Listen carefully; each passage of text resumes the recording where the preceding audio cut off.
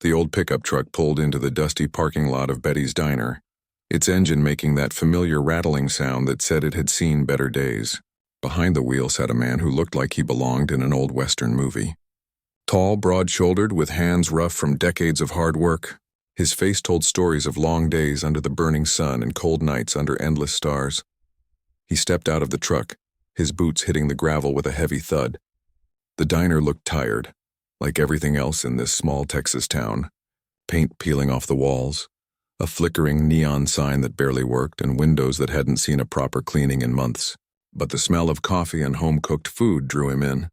After a long day at the cattle auction, all he wanted was a hot meal and some peace.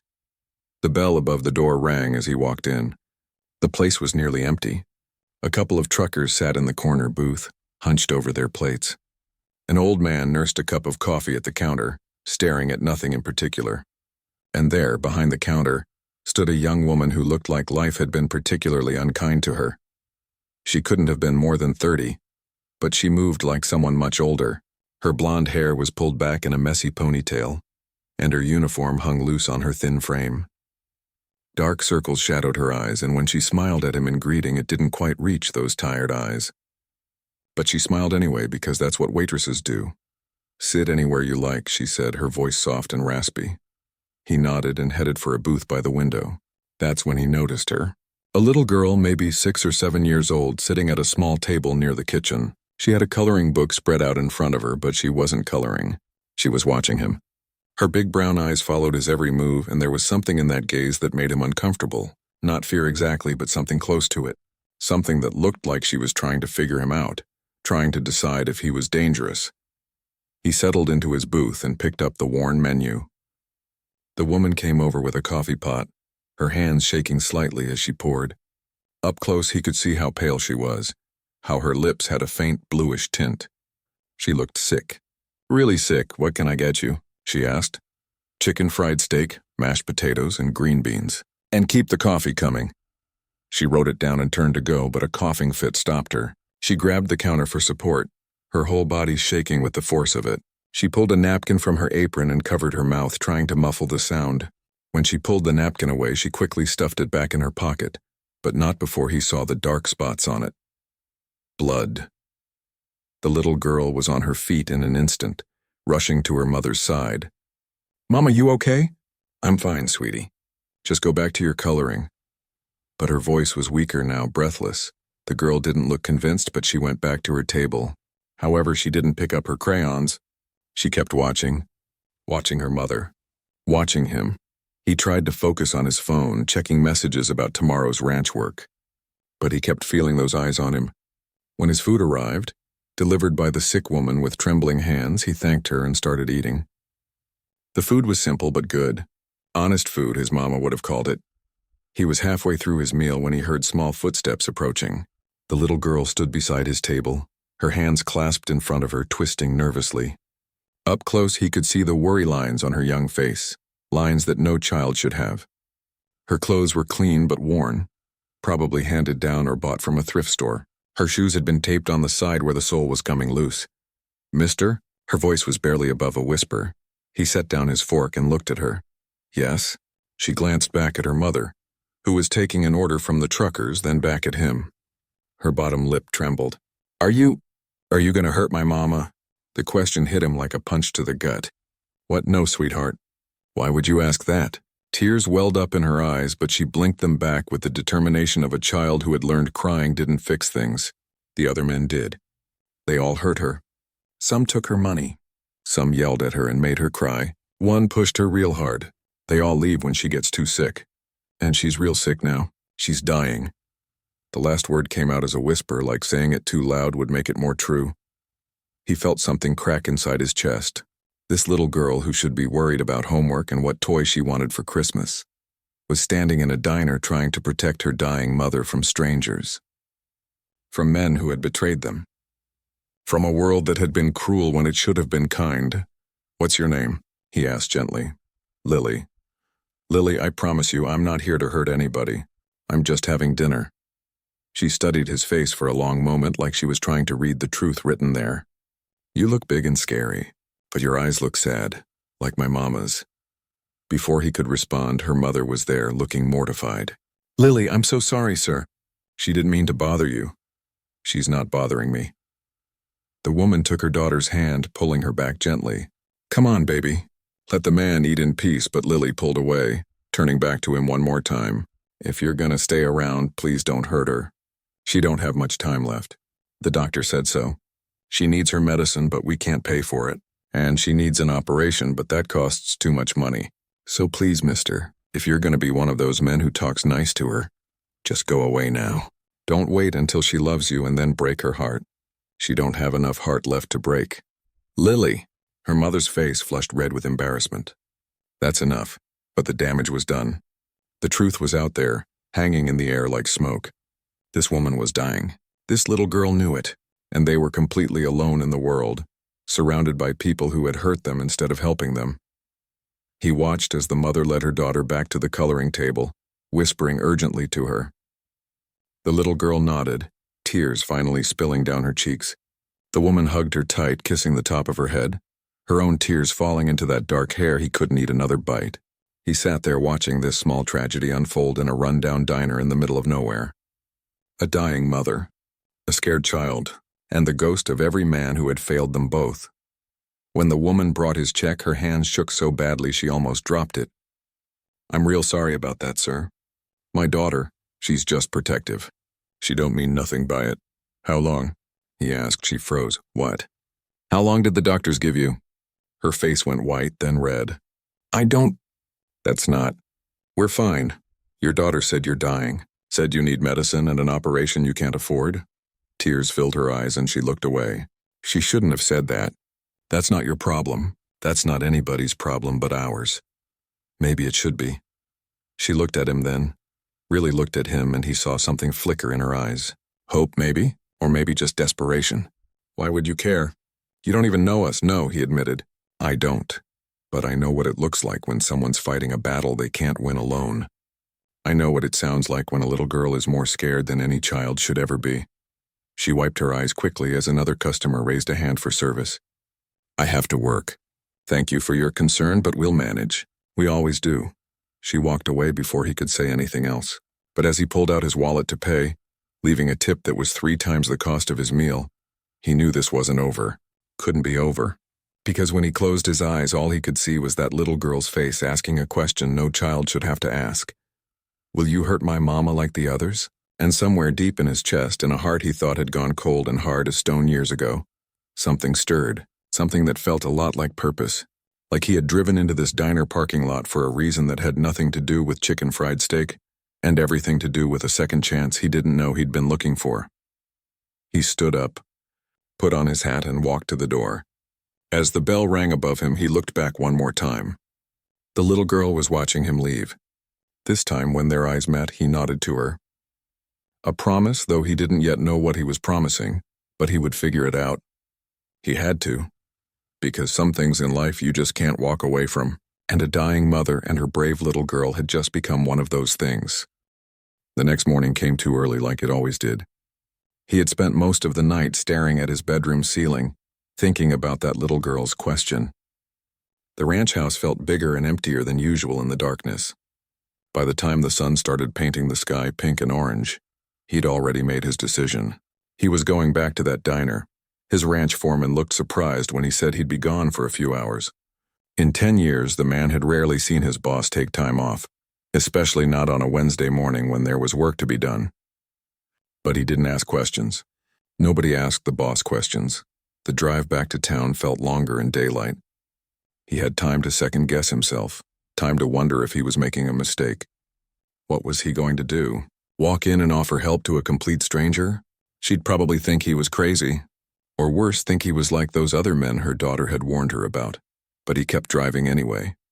The diner looked even more run down in the morning light. There were only 2 cars in the parking lot.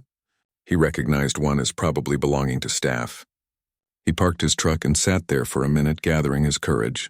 Funny how facing down an angry bull seemed easier than walking through that diner door. The bell rang as he entered. A different waitress was working, an older woman with gray hair and kind eyes. She smiled at him. "Morning, hun. Sit anywhere." He took the same booth as yesterday and ordered coffee. While he waited, he looked around. No sign of the woman or her daughter. Maybe they weren't here. Maybe she had the day off. He felt equal parts disappointed and relieved. But then the kitchen door swung open and she walked out, carrying a tray of clean dishes. She looked even worse than yesterday. Her skin had a gray tinge to it and she moved like every step hurt. When she saw him sitting there, she stopped dead in her tracks. The tray trembled in her hands. The older waitress noticed. "Grace, you okay? You look like you've seen a ghost." Grace. So that was her name. "I'm fine, Betty. Just tired." But her eyes stayed locked on him. Betty patted her shoulder. "You shouldn't even be here today. You know what the doctor said. You need rest. Can't rest. Got bills to pay." Grace's voice was flat, defeated. She disappeared into the kitchen and he wondered if she was hiding from him. But a few minutes later, she emerged again, this time without the tray. She walked straight to his booth and stood there, arms crossed, trying to look tough despite the fact that she was barely staying upright. "Why are you back?" she asked. "Came for the coffee. We got the worst coffee in 3 counties. Try again." He couldn't help but smile a little. Even sick and scared, she had fight in her. "All right. I came to talk to you. About what my daughter said." Her cheeks flushed. "Look, I'm sorry about that. She's been through a lot. She's just protective. She said you're dying." "Is it true?" Grace looked around to make sure no one was listening, then slid into the booth across from him. Up close, he could see the purple veins visible through her pale skin, the way her chest rose and fell too quickly. Like breathing took effort. "My heart," she said quietly. "I got something called dilated cardiomyopathy. Basically, my heart's getting weaker. It can't pump blood right. I need surgery to fix it. Maybe even a transplant someday. But the surgery costs more money than I'll make in 5 years. And the medicine I need just to keep going, to keep working, costs $300 a month even with the discount program. What happens if you don't get the surgery?" She looked down at her hands. "Best case, I live another year, maybe 2 if I'm lucky. Worst case, my heart just stops. Could be tomorrow. Could be next month. I don't know." The words hung in the air between them, heavy and terrible. "What about Lily's father?" Grace's face hardened. "He left the day I told him I was pregnant. Said he wasn't ready to be a daddy. I haven't seen him since. Don't even know where he is. And the other men your daughter mentioned?" She winced like the memory hurt. "After Lily was born, I thought I could do it alone. But being a single mama is hard. You get lonely. And when someone comes along and says nice things, makes you feel special, you want to believe them. You want to believe someone could love you and your kid." She paused, her eyes getting distant. "The first one seemed so kind at first. He helped with bills, bought Lily toys. Then one day I caught him stealing from my purse. When I confronted him, he got mean, real mean. Grabbed me by the arm hard enough to leave bruises. Left that same night with $200 I'd been saving for Lily's birthday. The second one was worse. He didn't steal money. He just didn't like that I had a kid. Told me Lily was in the way. Started saying she should go live with my mama. But my mama passed when Lily was a baby. When I got diagnosed with the heart thing. When I got too sick to work as much, he said I was too much trouble. Just packed up and left." A tear rolled down her cheek and she brushed it away angrily.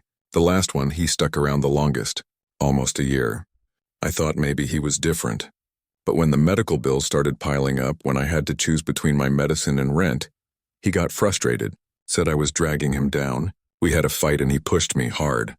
I hit the wall and hurt my back. Lily saw the whole thing. She was screaming, crying. He left and never came back. After that, I stopped trying. Stopped hoping someone would come save us. Because nobody's coming. And honestly, I don't trust my own judgment anymore. I picked those men. I let them into our lives. Into Lily's life. What kind of mother does that?" "A human one," he said quietly. "A lonely one who was doing her best." She shook her head. "My best wasn't good enough. And now Lily's gonna lose her mama because I can't afford to stay alive. And that's the truth of it. What'll happen to her? When you're gone?" Grace's composure cracked completely then. Tears streamed down her face and her shoulders shook. "Foster care, probably. I don't have any family left. No siblings. No cousins that I know of. She'll go into the system and I'll be dead in the ground and she'll be alone. 7 years old and completely alone in this world." She covered her face with her hands, trying to muffle the sobs. Betty looked over with concern, but he waved her off. He waited until Grace had cried herself out until she was wiping her face with napkins and trying to pull herself together. Then he said the words that would change everything. "What if you didn't have to go into foster care? What if I could help?" Grace looked at him like he'd grown a second head. "Help? You don't even know us. Why would you help?" "I have my reasons. Well, I don't take charity. I work for what I get. Then work for me," she blinked. "What? My ranch is big, 20,000 acres. I need someone to manage the household. Cooking, cleaning, keeping the books. It's a real job with real pay. Comes with housing, health insurance, and enough salary to cover your medicine and build up savings. You're offering me a job. Just like that?" "Just like that." She stared at him, searching his face for the trick, the angle, the thing that would hurt her later. "What's the catch?" "No catch. You work, I pay. Simple. Nothing's ever simple. This is." Grace shook her head slowly. "I can't. I don't know you."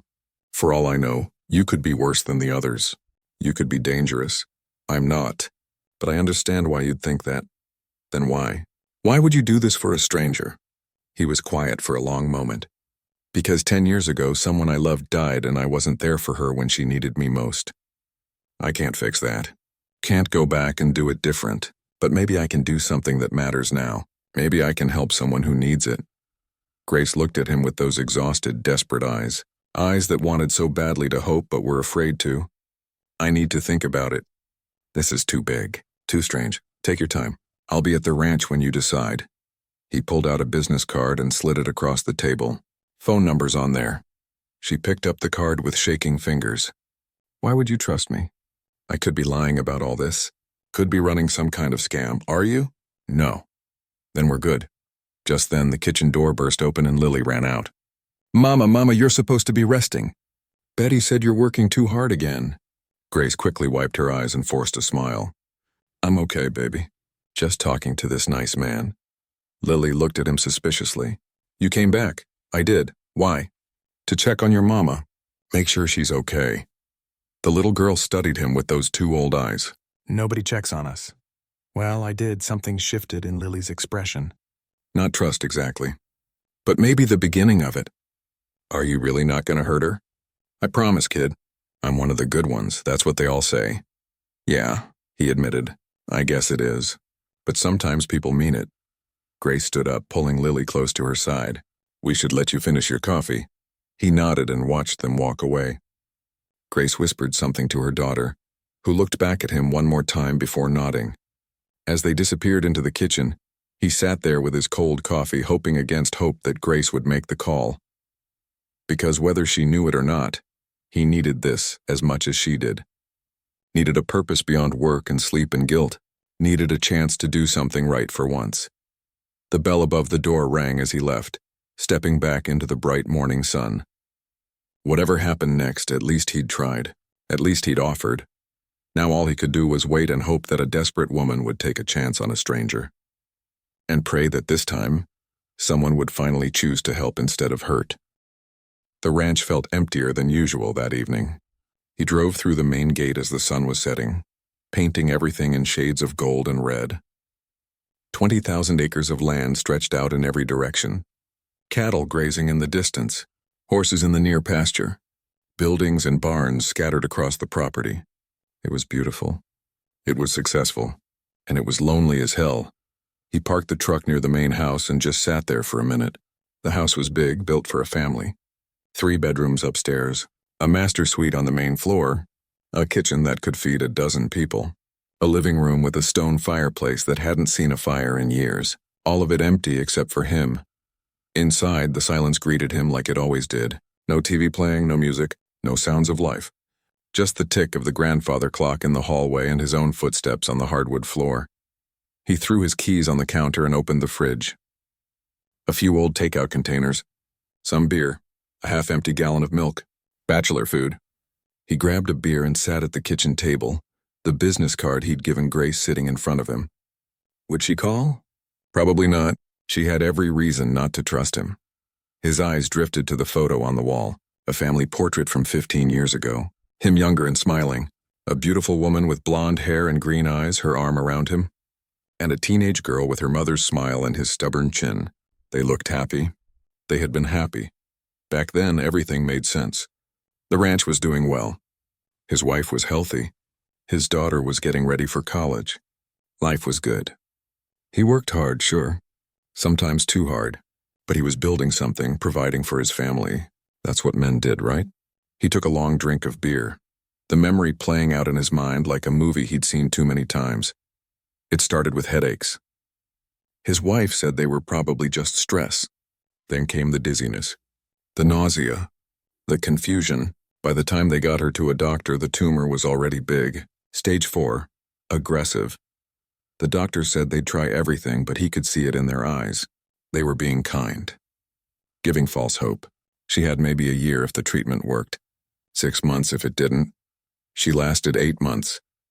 8 months of hospitals and treatments and pain. 8 months of watching the strongest woman he'd ever known get weaker day by day. And where was he during most of it? At the ranch, working.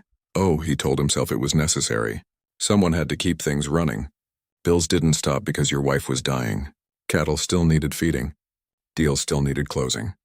He'd visit her in the evening, sit by her bed, hold her hand. But his mind was always somewhere else. On the ranch. On the work. On anything but the reality that he was losing her. His daughter saw it. She begged him to take time off, to be there during the day when her mama was most awake, most herself. But he always had an excuse. Always had something that couldn't wait. The last week, his wife was barely conscious.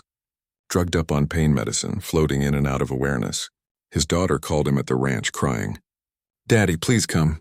Mama's asking for you." "I'll be there tonight," he promised. Just got to finish up here, but that night never came. She died at 3 in the afternoon. Slipped away while he was out checking fence lines.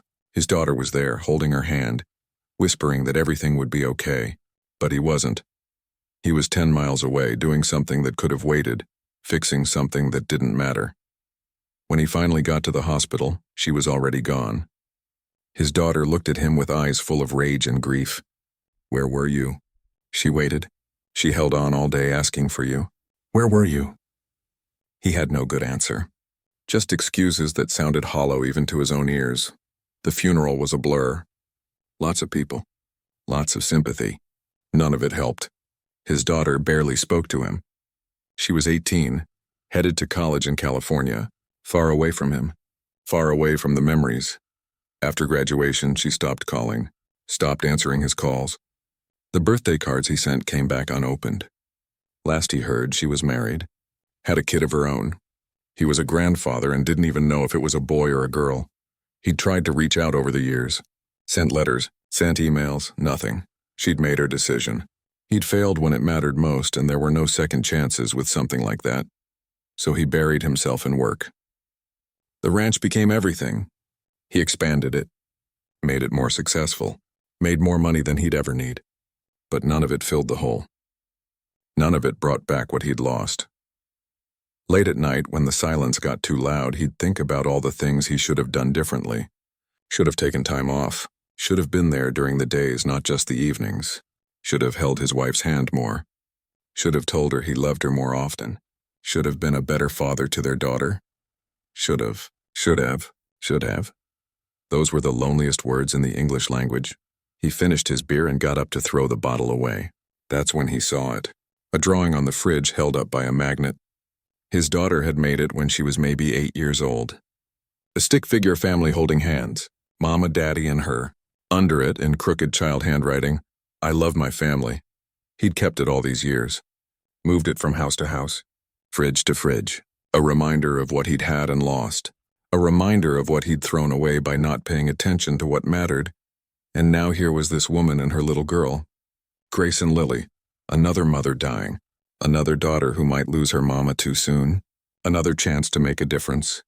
But was he doing it for them? Or was he doing it for himself? Was this about helping them, or was it about easing his own guilt? About proving he could do better this time? Maybe it was both. Maybe that was okay.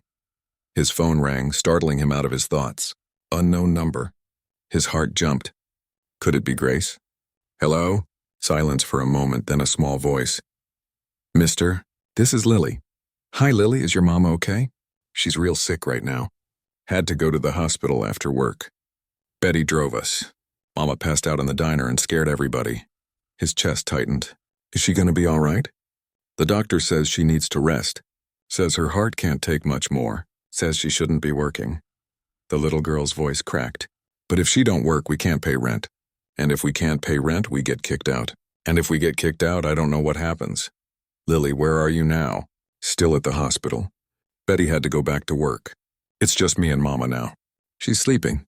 The nurses said I could stay with her. He grabbed his keys. What hospital? She told him, I'm coming. You don't have to do that. I know. I'm coming anyway. The drive to the hospital took 40 minutes. 40 minutes of him wondering if he was doing the right thing. 40 minutes of memories mixing with the present. 40 minutes of hoping that this time he wouldn't be too late. The hospital was small, serving the rural communities scattered across 3 counties. He found the room number at the front desk and made his way down the sterile white hallways. The smell of antiseptic and sickness brought back memories he'd tried hard to forget. He found the room and knocked softly. Lily opened the door. She looked so small standing there in her worn clothes, her eyes red from crying. When she saw him, something in her face shifted. Relief, maybe, or just gratitude that someone had come. You really came, she whispered. I said I would. She let him in. Grace was asleep in the bed, tubes and wires connecting her to machines that beeped and hummed. She looked even worse than this morning. Her skin was the color of old paper. Her breathing was shallow and labored even with the oxygen tube in her nose. He stood there, looking at this stranger he'd met just yesterday, this woman who reminded him so much of his wife in those final weeks. Fragile, fading, running out of time. The doctors say the medicine ain't working no more, Lily said quietly. They say she needs the surgery real soon or... She couldn't finish the sentence. He knelt down next to her so they were eye to eye. Lily, your mama told you about my offer. She nodded. She said you offered her a job. With a house and medicine and everything. But she said it sounded too good to be true. Said people don't just help for no reason. She's right to be careful, but I'm not most people. Why do you want to help us? He thought about lying. Thought about making up some noble reason. But this little girl deserved the truth. Because a long time ago, someone I loved was sick like your mama. And I wasn't there for her like I should have been. And she died while I was off doing things that didn't matter. And my daughter, she'll probably never forgive me for that. So I can't fix what I broke. But maybe I can help you and your mama. Maybe I can do it right this time. Lily looked at him for a long moment. Then she did something he didn't expect. She hugged him. Wrapped her small arms around his neck and held on tight. Please don't let my mama die, she whispered. Please, she's all I got. He hugged her back, this brave little girl who'd been through too much. I'll do everything I can. I promise. When Grace woke up an hour later, groggy and confused, the first thing she saw was him sitting in the chair next to her bed, Lily asleep in his lap. What are you doing here? She whispered. Lily called me. I came. Tears filled her eyes. You didn't have to do that. Yeah, he said. I did. And in that moment, in that hospital room that smelled like medicine and fear, 3 broken people found something they'd all been missing. A purpose, a chance, a reason to hope. 3 days passed before Grace was released from the hospital. 3 days of tests and consultations and worried looks from doctors who didn't say much, but said everything with their eyes. The verdict was clear. Without surgery soon, she had months at best. Maybe weeks if her heart gave out suddenly. He visited every day, brought Lily lunch from the diner so she didn't have to eat hospital food, brought Grace books from the library, though she was often too tired to read. Mostly he just sat there, keeping them company in that sterile room, making sure they weren't alone. Betty from the diner covered Grace's shifts without complaint, even though it meant working double time. She'd known Grace for 5 years, watched her struggle and fight to provide for Lily. If anyone understood how dire things were, it was Betty. On the 3rd day, when the doctor said Grace could go home if she promised to rest, reality crashed down hard. Grace sat on the edge of the hospital bed, discharge papers in her trembling hands, and stared at them like they were written in a foreign language. I can't pay this, she whispered. The hospital bill. The tests. The medicine they're sending me home with. I can't pay any of it. The doctor, a middle-aged woman with kind eyes and gray hair, touched Grace's shoulder gently. We have payment plans. Don't worry about that right now. Just focus on getting better. But Grace shook her head. You don't understand. I don't have better. This is it. This is as good as it gets until... She couldn't finish. He stood up from his chair in the corner. What if you didn't have to worry about the bills? Grace looked at him with exhausted eyes. We already talked about this, I know. But things have changed since then. You're worse. Time's running out, and pride don't mean much if you're dead. It ain't about pride, she snapped. Then immediately looked guilty for the outburst. I'm sorry. I don't know you. Taking your money, living on your ranch, letting you pay for everything. What if it goes wrong? What if you turn out like the others? Then where do we go? We'd be trapped.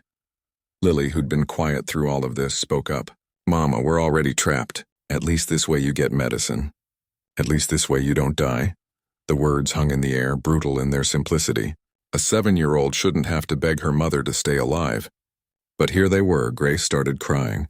Not gentle tears, but deep body-shaking sobs. All the fear and exhaustion and desperation she'd been holding in came pouring out. Lily climbed up on the bed and hugged her mama, and they cried together while he stood there feeling helpless. Finally, when Grace had cried herself empty, she looked at him with red, swollen eyes. What do you really want from us? Nothing, he said honestly. Just someone to help run the house. Cook meals. Keep things organized. The ranch books need managing. I'm not good with that stuff. And the house, it's been empty too long. It needs life in it again. That's it? You don't want... She glanced at Lily, then back at him, her meaning clear. No, he said firmly. Nothing like that. Separate bedrooms. Separate lives. You work, I pay. That's the whole deal. And when I die, what happens to Lily? The question hit like a physical blow, but it needed answering. If it comes to that, we'll figure it out. But let's focus on keeping you alive first. Grace was quiet for a long time. Then she asked, Can I see the place first? Before I decide? Of course. That's how they ended up driving out to the ranch that afternoon. Grace in the passenger seat, pale and weak. Lily in the back, pressing her face against the window, watching the landscape change from town to open country. When they drove through the main gate, Lily gasped. Mama, look at all the space. The ranch stretched out forever. Rolling hills covered in grass. Cattle dotting the landscape like brown and black islands. Horses running in a far pasture. The main house sat on a rise, white with a wraparound porch, big oak trees providing shade. He parked near the house and helped Grace out of the truck. She moved slowly, carefully, like every step took effort. But when she saw the house up close, something flickered in her eyes. Maybe hope. Maybe just disbelief. This is your house? She asked. Could be yours too, if you decide to stay. Inside, he showed them around. The kitchen was huge, with modern appliances and plenty of counter space. The living room had big windows looking out over the property. Upstairs were 3 bedrooms, each bigger than the entire apartment Grace and Lily shared in town. This one could be yours, he said, showing Grace the largest guest room. It had its own bathroom and a view of the sunrise. Then he showed Lily the room next door. Smaller, but still spacious. You could paint it any color you want. Make it yours. Lily walked around the empty room, her eyes wide. I never had my own room before. Always slept with Mama, or on the couch. Grace leaned against the doorframe, looking like she might fall over any second. But she was smiling. A real smile for the first time since he'd met her. Lily, baby, don't get too excited. We haven't decided anything yet. But Mama, look at this place. And there's horses. Can I learn to ride a horse? He knelt down to Lily's level. If your mama says you can stay, I'll teach you myself. Deal, deal! They went back downstairs and he showed Grace the office where she'd managed the ranch books. Computer, printer, filing cabinets full of paperwork that needed organizing. It's a mess, he admitted. I'm better with cattle than computers. Grace sat in the desk chair and looked at the stacks of papers, the chaotic system that wasn't really a system at all. Her fingers itched to organize it, to make sense of it. She'd always been good with numbers, good with organization. Before Lily, she'd worked as a bookkeeper for a small business. But that felt like a lifetime ago. When would you need me to start? She asked quietly. He tried to keep his expression neutral, tried not to show how much hope surged through him at that question. Tomorrow, next week. Whenever you're ready. And the medicine? The surgery? I'll call the hospital today. Get you on the surgery schedule. Whatever it costs, I'll handle it. And the medicine will set up a standing prescription. You'll never have to worry about running out. Grace looked around the office, then out the window at Lily, who was already exploring the yard, bending down to look at flowers. Her face lit up with wonder. When was the last time Grace had seen her daughter look that happy, that carefree? "Why are you really doing this?" Grace asked again, her voice barely above a whisper. "I need to understand." He sat down in the chair across from the desk. "You want the whole truth?" "Yes. My wife died 10 years ago. Cancer. I wasn't there for her like I should have been. Worked instead of staying by her side. My daughter hasn't spoken to me since. She can't forgive me for choosing work over her mama, and she's right not to. I failed them both." He took a breath, the words coming easier now. "I've spent 10 years alone on this ranch making money I don't need, building something that doesn't matter because there's nobody to share it with.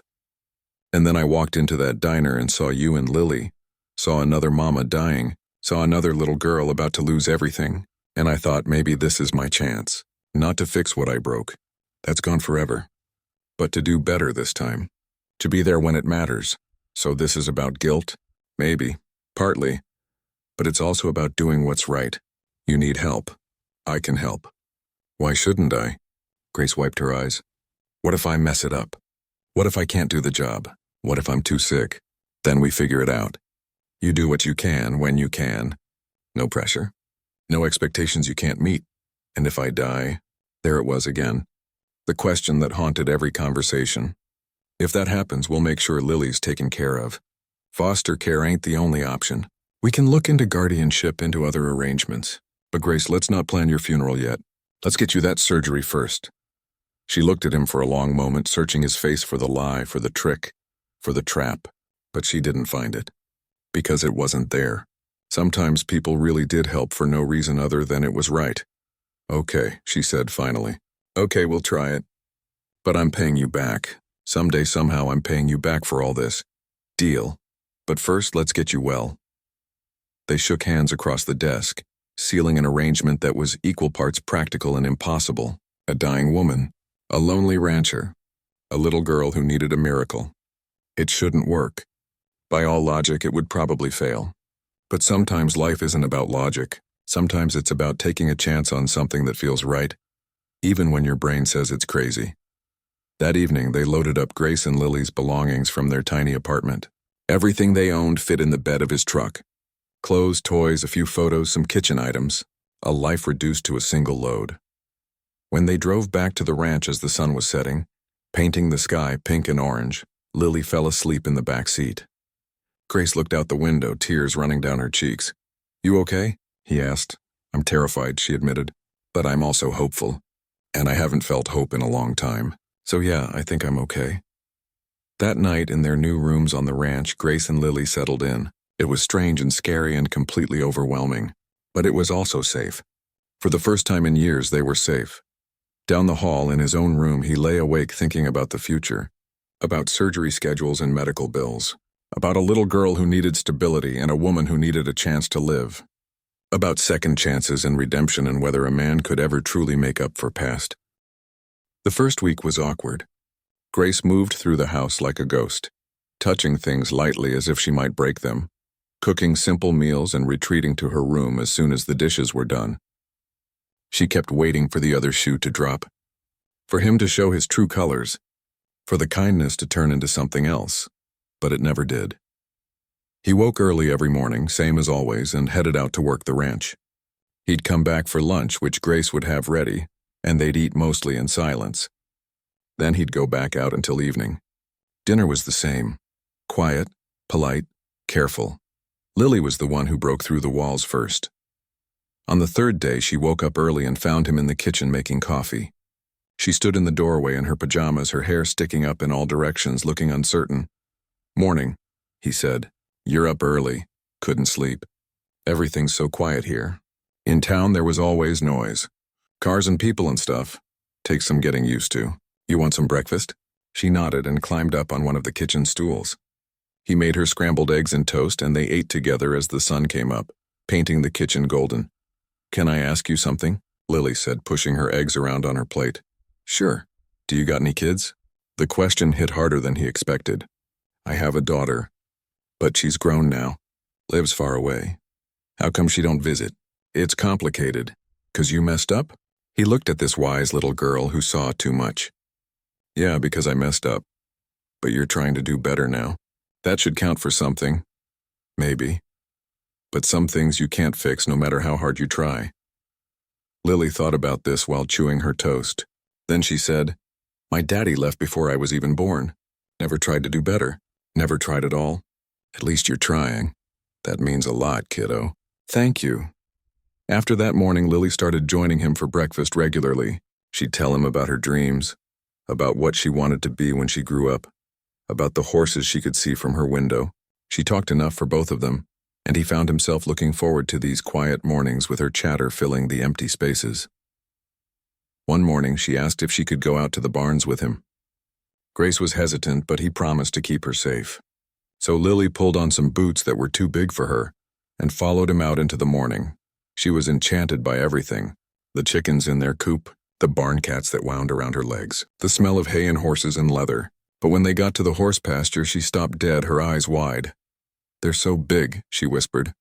Want to meet one? She nodded, both scared and excited. He called over his gentlest mare, a paint horse named Daisy who'd raised more foals than he could count. Daisy came right to the fence, curious about the small human. Hold out your hand flat like this, he showed her. Let her smell you. Lily extended her hand, trembling a little. Daisy sniffed it, then nuzzled against the girl's palm. Lily giggled, a sound of pure joy that echoed across the pasture. She likes me. Course she does. Animals know good people when they meet them. He lifted Lily up so she could pet Daisy's neck, and the little girl's face lit up like Christmas morning. From the house, Grace watched through the kitchen window. Her hand pressed against her chest, tears in her eyes. Her daughter was laughing. Really, truly laughing. When was the last time she'd heard that sound? Over the next few weeks, a routine developed. Lily would help with small chores, collecting eggs from the chickens, feeding the barn cats, brushing Daisy while he cleaned the stall. She soaked up everything he taught her, asking a million questions, never getting tired of learning. And slowly, Grace began to relax. She started organizing the office, creating a system that made sense. She discovered he'd been overpaying on several accounts and underpaying on others, costing him thousands of dollars a year. She fixed it all, streamlining everything. You're really good at this, he said one afternoon, looking at the neat files and organized spreadsheets she'd created. Grace blushed. I used to do bookkeeping before Lily was born. I'd forgotten how much I liked it. Well, you're hired permanently, if you want to be. Even after. She couldn't say it. Let's not think about after. Let's think about now. But thinking about now meant dealing with the surgery. The hospital had scheduled it for 3 weeks out. Every day that Grace waited, her heart got weaker. Some mornings she couldn't get out of bed, the exhaustion too much. Some evenings she'd fall asleep right after dinner, her body demanding rest she couldn't afford to take. He'd find her sometimes, late at night, sitting on the porch in her nightgown, just staring at the stars. One night he brought out 2 mugs of hot tea and sat beside her. Can't sleep? He asked, too scared to sleep. Scared I won't wake up. They sat in silence for a while, sipping tea, listening to the night sounds. I found something today, Grace said quietly. In the office. A folder marked donations. He tensed. He hadn't meant for her to see that. You've been giving money to the children's hospital for years. Thousands of dollars. Why didn't you tell anybody? Didn't need to tell anybody. That's between me and them. Is it because of your wife? He nodded. She spent her last months there. The staff, they were so good to her. To my daughter. They made a terrible time a little less terrible. After she died, I wanted to do something. So I started sending money, hoping it might help other families. Grace reached over and took his hand. It was the first time she'd touched him of her own accord. You're a good man. I'm sorry I doubted you. You had every reason to doubt. I'm just glad you took a chance anyway. They sat there holding hands, 2 broken people finding comfort in each other's company. And something shifted between them. The careful politeness gave way to real friendship, to trust. After that night, they started talking more. Really talking.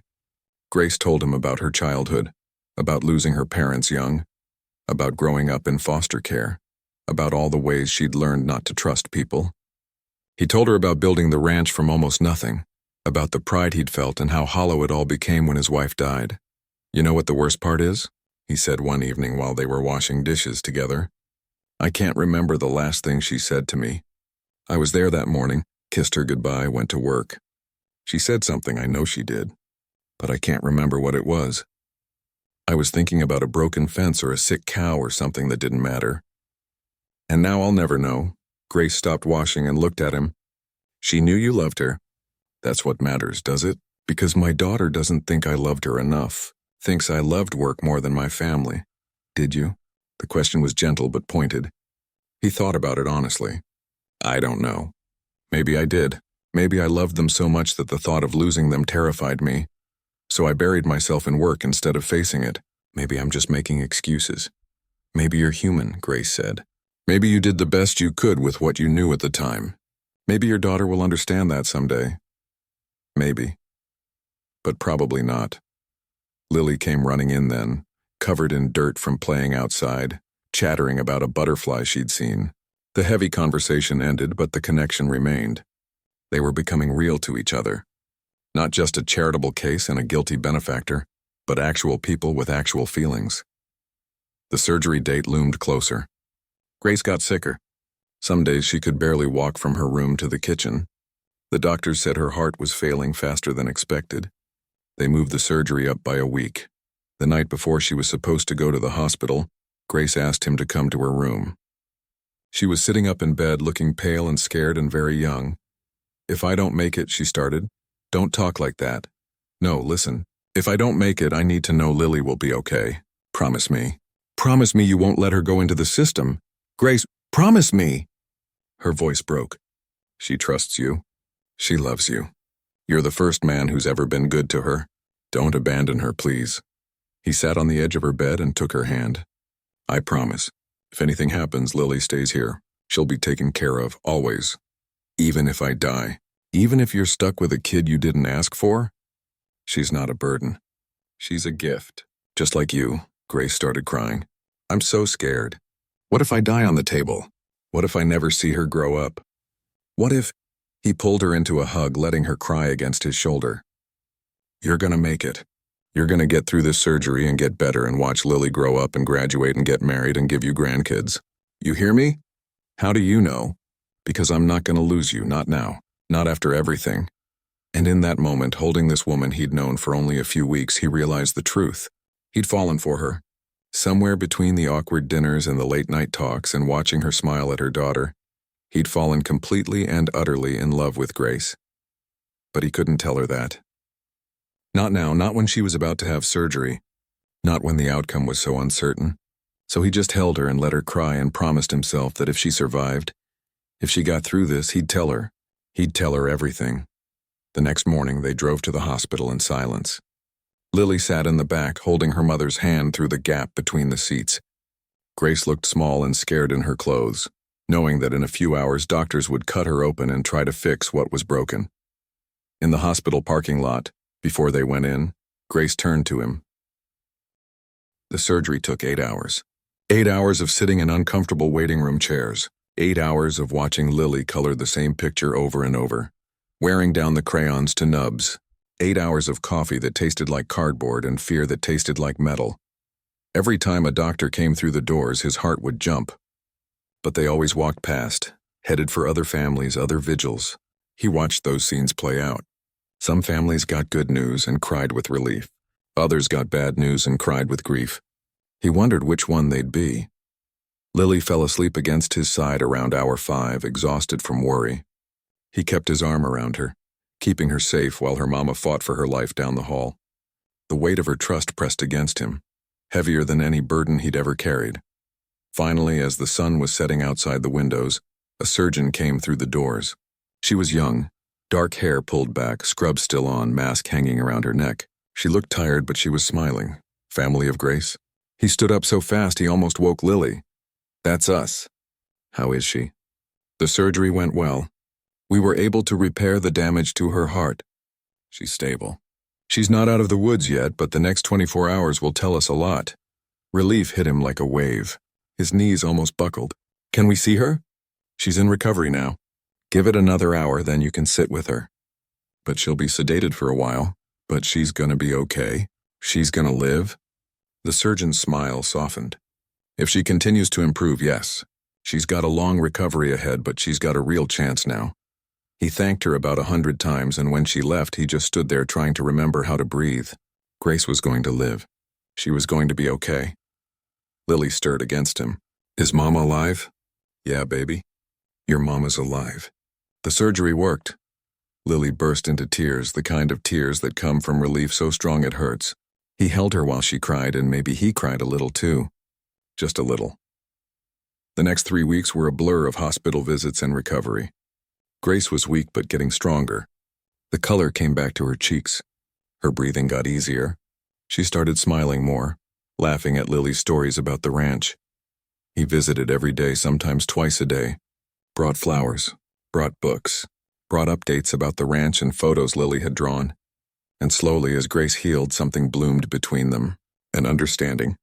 A connection that went deeper than employer and employee, deeper than gratitude. They were careful with it, neither one saying out loud what was becoming obvious to anyone with eyes.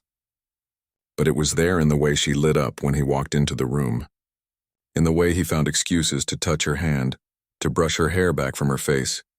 Finally, after 22 days, the doctors said Grace could go home. Real home. The ranch. They drove back on a sunny afternoon, windows down, country music on the radio. Lily sang along badly, and Grace laughed, really laughed, and he thought this might be the best day of his life. The ranch hands had decorated the porch with a welcome home banner. Betty from the diner had brought over a casserole. Even the horses seemed to sense something good was happening, running along the fence as they drove up. That night they had dinner on the porch as the sun set. Real dinner, with Grace eating actual food for the first time in weeks, complaining that hospital food had nearly killed her worse than the heart condition. Everything felt perfect. Everything felt right. And that's when the past showed up to ruin it all. It started with a phone call 3 days later. Unknown number. He almost didn't answer, but something made him pick up. This the ranch? A man's voice, rough, cocky. Yeah, who's this? Name's Tommy. I'm looking for Grace. Heard she's staying with you. His hand tightened on the phone. Who's asking? I'm Lily's father, and I got legal rights to my kid. The world seemed to tilt sideways. You lost those rights when you abandoned them 7 years ago. Didn't abandon nobody. Grace kept my daughter from me. And now I hear she's living with some rich rancher. Yeah, I want my kid back. I got rights. You want money, you mean? A laugh on the other end, cold, mean. Smart man. See, I figure a guy with a 20,000-acre ranch can afford to make sure this all stays quiet. Keep it out of the courts. Keep it simple. How much? 50,000 cash and I disappear forever. Otherwise I file for custody. Drag you both through court. Make it real messy. He wanted to reach through the phone and strangle this man who called himself a father. I need to talk to Grace. You got 3 days. Then I'm calling my lawyer. The line went dead. He stood there in his office, phone in hand, rage and fear warring inside him. Grace was in the kitchen making lunch. Lily was outside playing with the barn cats. Everything had been going so well, and now this. He found Grace humming to herself while she stirred soup on the stove. She looked healthier than he'd ever seen her. Happy. The surgery had worked. She was going to live. And now her worst nightmare was calling on the phone, threatening to take it all away. Grace, we need to talk. Something in his voice made her turn, her smile fading. What's wrong? Lily's father called, all color drained from her face. What? He told her everything. The call, the threats, the demand for money. With each word, Grace got paler, started shaking harder. No, she whispered. No. He can't. He doesn't get to do this. We'll fight him. Get a lawyer. He abandoned you both. No court will give him custody. You don't understand. He's mean. He's dangerous.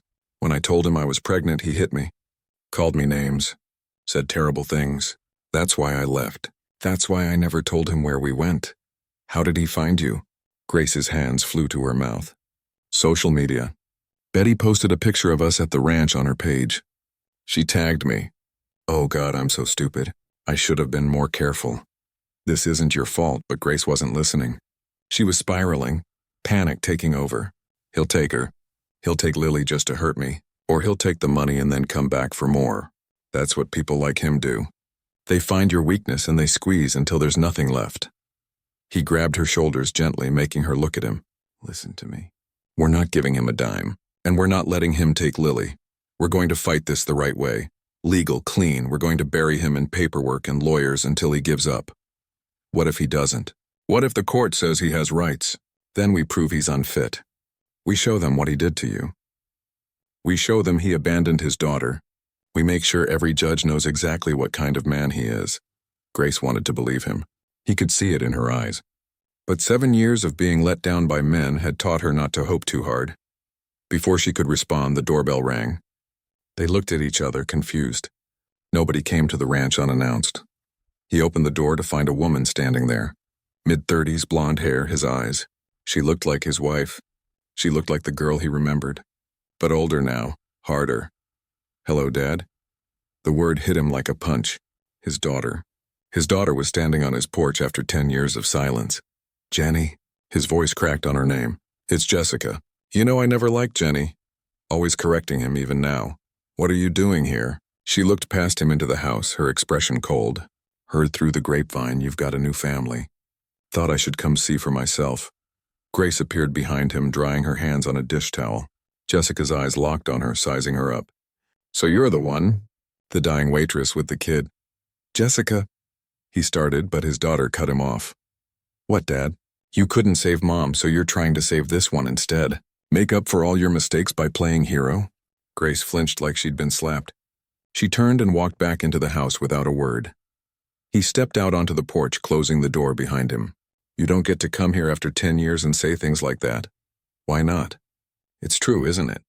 You feel guilty about Mom, about not being there, so you found yourself a replacement family. Does it make you feel better? Does it help you sleep at night? This isn't about your mother. Everything with you is about Mom. You couldn't face losing her, so you buried yourself in work, and now you can't face living without her. So you're pretending these strangers are your family, but they're not, Dad. They're not your family. I was your family, and you threw me away. The words hung between them, sharp and true and painful. I didn't throw you away, he said quietly. You left, because you weren't there.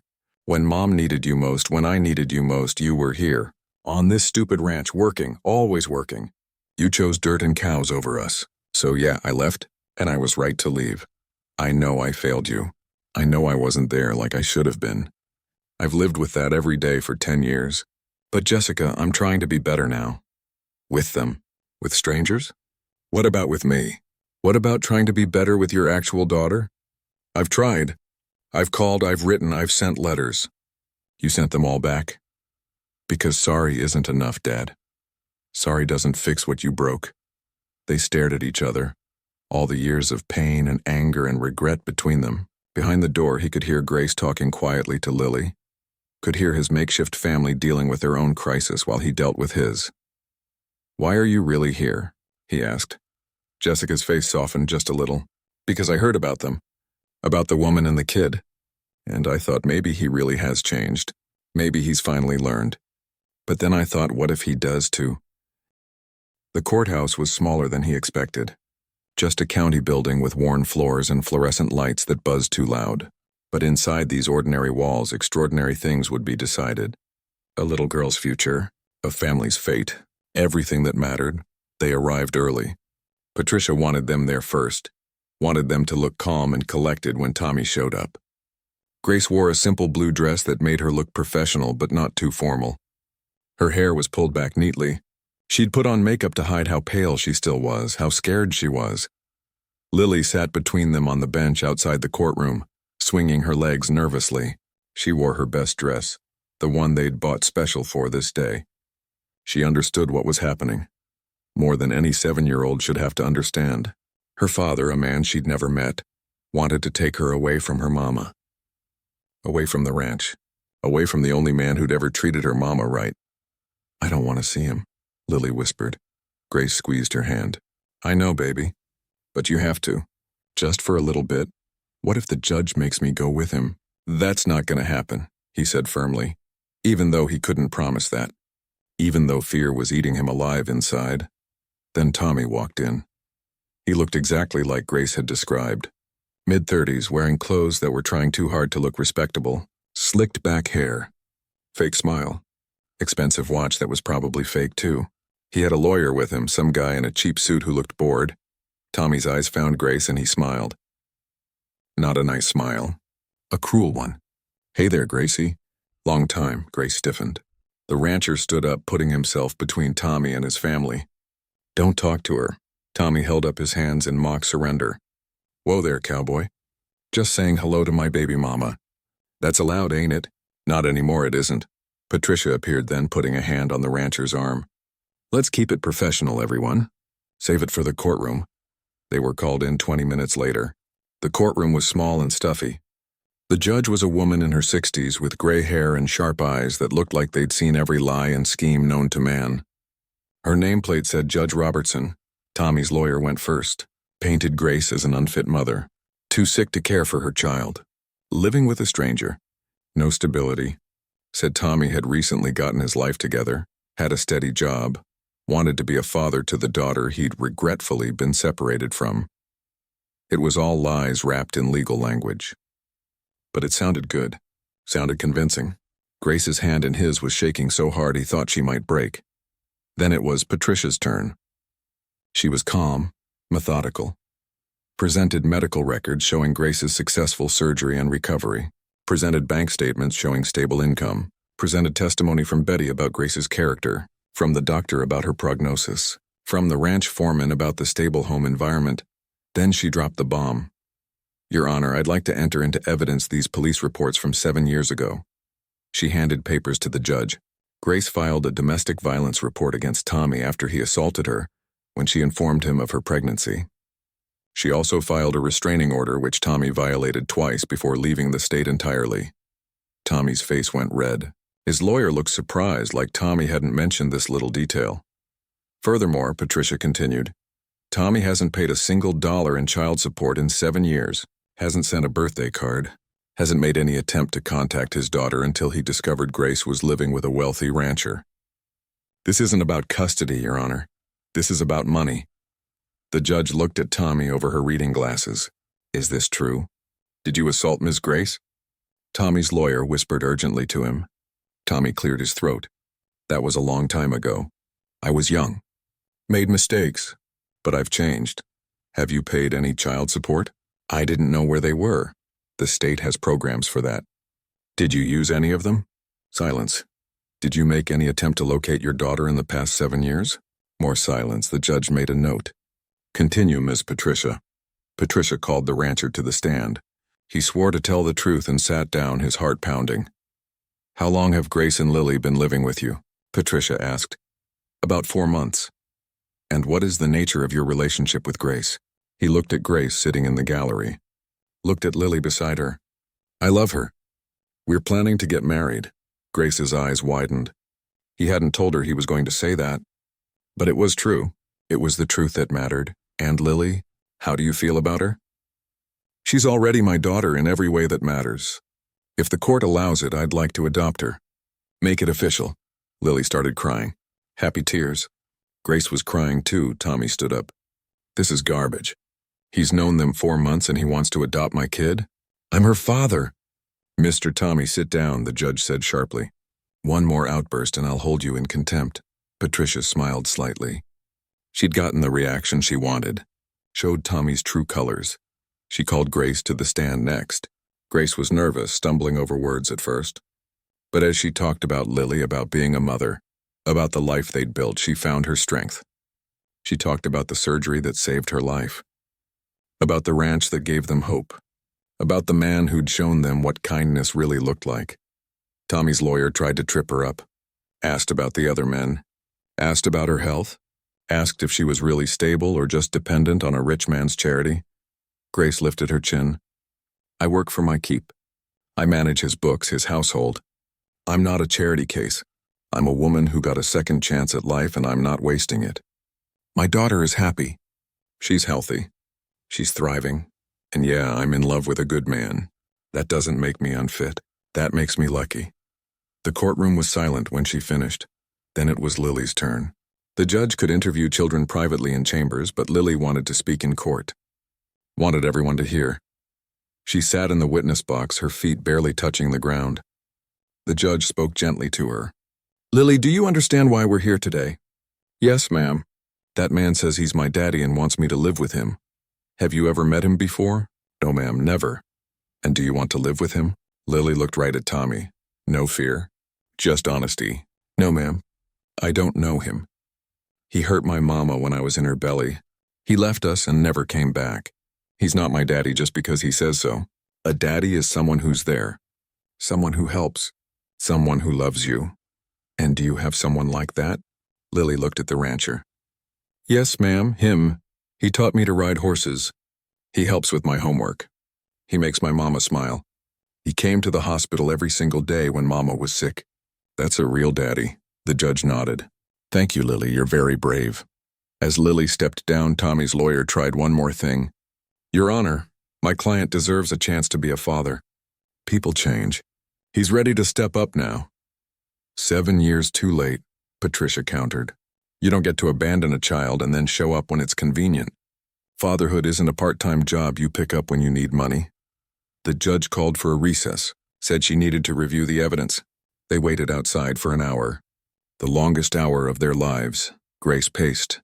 He sat with Lily, telling her stories, trying to keep her calm. Patricia reviewed her notes, confident but cautious. Tommy smoked outside, his lawyer looking increasingly unhappy about his chances. Finally, they were called back in. Judge Robertson looked over her glasses at everyone assembled. I've reviewed all the evidence. I've heard the testimony, and I've reached a decision. The room held its breath. Mr. Tommy, your claim of parental rights is denied. You voluntarily abandoned your child for 7 years. You failed to provide financial or emotional support. You have a history of violence against the child's mother. You have demonstrated no genuine interest in your daughter's welfare, only in your own financial gain. Your parental rights are hereby terminated permanently. Tommy jumped up. You can't do that. I just did. Sit down or leave. He left, slamming the door, his lawyer hurrying after him. The judge turned to Grace. Ms. Grace, I'm granting you full custody of your daughter. Additionally, I'm issuing a permanent restraining order against Mr. Tommy. He is not to contact you, your daughter, or anyone in your household ever again. Grace collapsed in her chair, sobbing with relief. The judge wasn't done. She looked at the rancher. Sir, you mentioned wanting to adopt Lily. That's a separate legal process, but given what I've seen here today, I'd be inclined to approve it when the time comes. Lily clearly sees you as her father. That matters. He couldn't speak, could only nod. This court is adjourned. Outside the courthouse, they held each other, all three of them crying and laughing and unable to believe it was really over. Tommy was gone. The threat was gone. They were safe. Betty was waiting by the car, and she squeezed Grace so tight she squeaked. I knew you'd win. I knew it. They drove back to the ranch in a daze. It didn't feel real yet. Felt like any minute someone would say there was a mistake, that they had to go back and fight more, but nobody did. It was really over. That evening, as the sun was setting, he found Grace on the porch. She was just standing there, staring at the land, tears running down her face. Hey, he said softly. You okay? She's really mine, forever. He can't take her. Can't hurt us. Can't come back. Never. She turned to him, and something in her face had changed. The fear was gone. 3 months passed like a dream. A good dream, the kind you don't want to wake up from. Grace's health continued to improve. The doctors were amazed at her recovery. Her heart was stronger than it had been in years. She gained weight, got color back in her cheeks, started looking like a woman who expected to live instead of one who was waiting to die. Lily thrived in ways that broke Grace's heart and healed it at the same time. She learned to ride horses, really ride them, not just sit on them and hold on. She started doing well in school, making friends, bringing home drawings and stories, and that precious confidence that comes from feeling safe. And the rancher, he learned what it meant to be part of a family again. To have someone waiting for him at the end of the day, to have meals that felt like celebrations, to have a little girl who ran to hug him every time he came through the door. They set a wedding date for Christmas Eve. Simple ceremony on the ranch.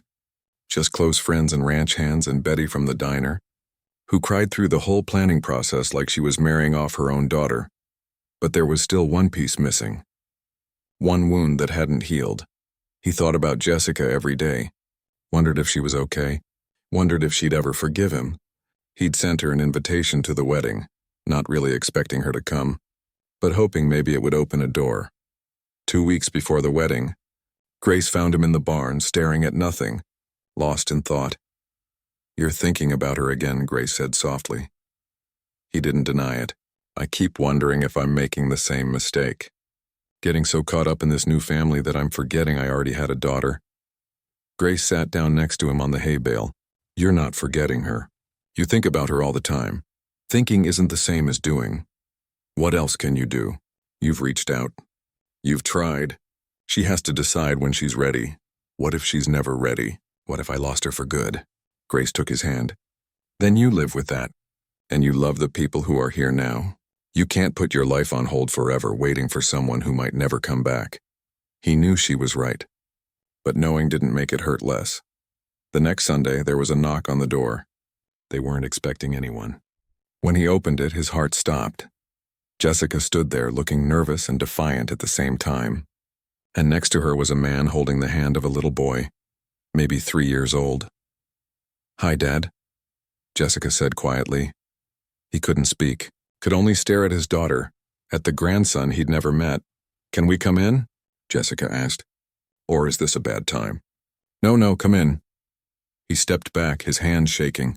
Grace appeared from the kitchen, saw Jessica, and immediately understood. "I'll give you some privacy." "No," Jessica said quickly. "Stay, please, this involves you too." They sat in the living room, awkward and uncertain. Lily peeked around the corner, curious about the visitors. The little boy stared at her, then toddled over to see what she was coloring. "This is my husband, Richard," Jessica said. "And that's our son, William." "I'm a grandpa," he said, his voice cracking on the words. "I didn't know. I know. I'm sorry. I was so angry for so long that I kept him from you. That wasn't fair. Why are you here now?" Jessica took a breath. "Because after I left here last time, I couldn't stop thinking about what you said, about trying to do better, and I realized I was doing the same thing I accused you of. I was choosing anger over family.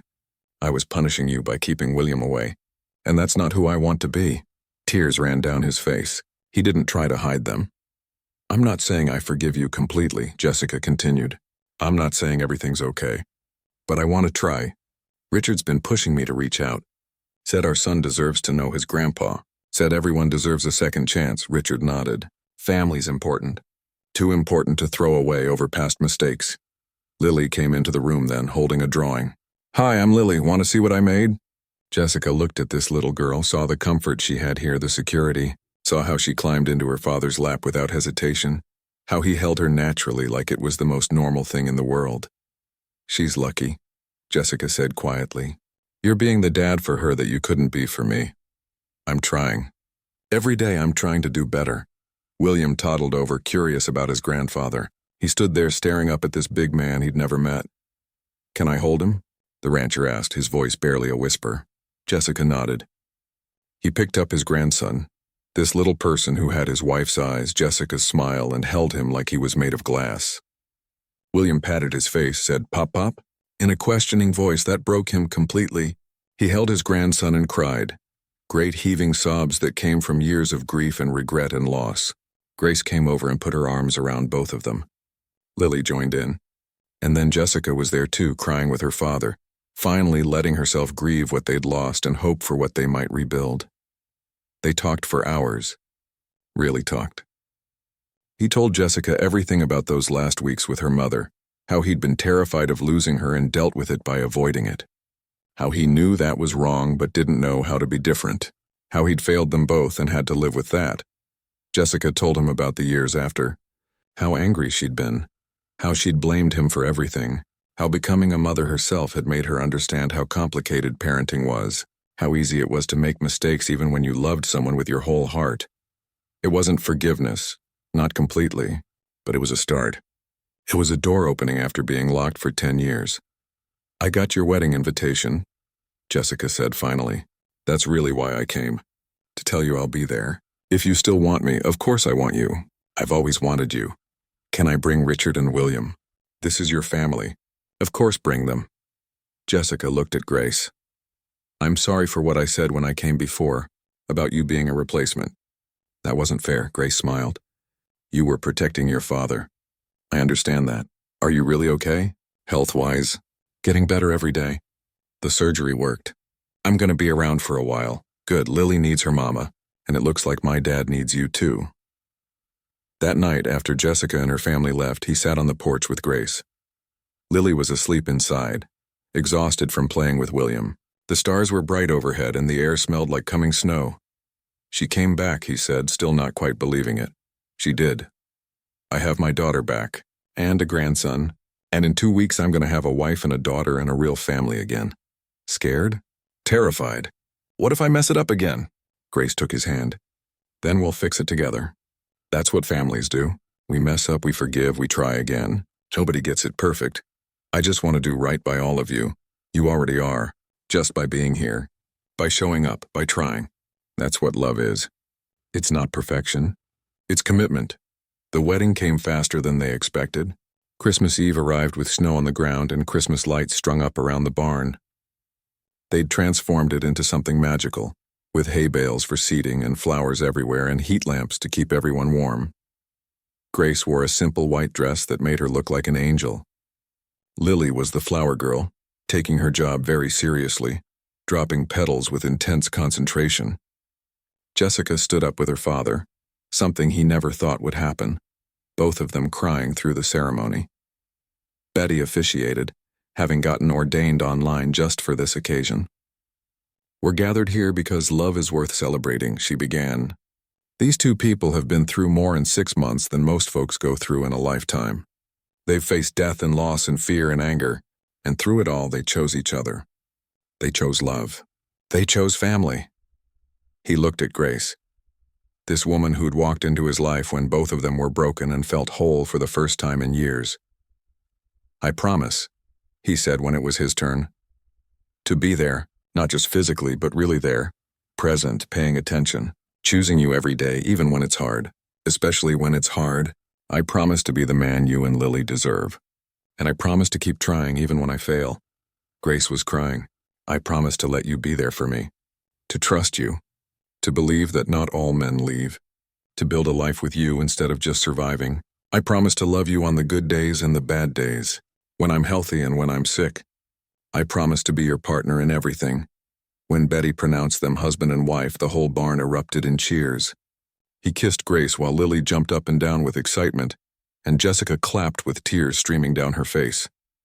At the reception, which was really just a big party in the barn with food and music and dancing, he found himself surrounded by family, his daughter holding his grandson, his new wife dancing with Lily, Betty crying happy tears into her champagne, the ranch hands who'd become friends. Jessica came up to him as he watched it all, this life he'd somehow been lucky enough to get. Mom would have liked her, Jessica said. She would have been happy you found someone. You think so? I know so. Mom never wanted you to be alone. She just wanted you to be there when it mattered. And you're here now. That counts for something. Later, as the party wound down and people started leaving, Grace found him standing outside the barn, looking at the stars. What are you thinking about? She asked, wrapping his coat around her shoulders. How none of this should have worked. How by all logic we should have failed. But we didn't.